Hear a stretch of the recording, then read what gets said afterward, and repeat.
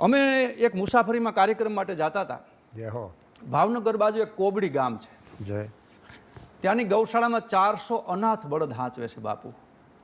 એમાં સાંજે અમે બેઠા હતા એટલે એક મોટા ખેડૂ આવ્યા એ કે અમે 2 બળદ મૂકવા માટે આવ્યા છીએ. વાહ. એટલે બળદ હેઠે ઉતાર્યા એટલે નાથ મોરડા હોતા હતા. સાહેબ નાથ મોરડા હોતા બળદને મૂકવો આપણા 36 પ્રકારના નરકની વાતો કરી છે. નરકનું ક્યાંય સ્થાન નથી. હાજી હાજી. આપણે એક રવરવ નરકની વાત સાંભળી છે સાહેબ. જી, એ રવરવ નરકનું છે એ વિચારથી જ મરી જાય માણસ. એના એવા નબળા જ વિચાર આવ્યા કરે સતત. ઈશ્વર ઉપર સોફ્ટવેર ગોઠવો એટલે સાહેબ બળદને ત્યાં એ ખેડૂત મૂકવા માટે આવ્યા કે વડીલ તમારે કે બાપુ કે તમારે છે ને આની નાથ કાઢીને લાવવાની જરૂર હતી. કંઈ વાંધો નહીં હવે અમે કાઢી લઉં તમારે હવે અમારે આશરે આવ્યા છે અમને બળદું બહુ વાલા છે. એટલે ત્યાં ખેડૂત સેવા કરવા માટે આવ્યા હતા. સાહેબ લોકજીવનની સત્ય ઘટના તો જોજો. વાહ.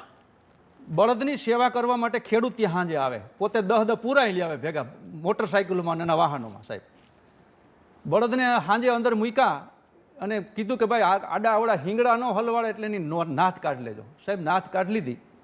સવારે બાપુ જ્યારે બળદના દર્શન કરવા ગયા તો 2 બળદુના પ્રાણ વયા ગયા હતા.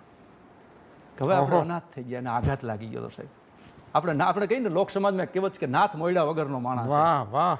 હે સાહેબ આના મર્મ જોતો નાથ મોયડા વગરનું એટલે હું આ લોક જીવનને કંઈક સંદેશ આપે છે આપણું સાહિત્ય. વાહ વાહ બહુ ગંભીર છે. બળદ બે વિષય બહુ પ્રાણ ગંભીર. ત્યજી દીધા. આ અને આ એટલી વાત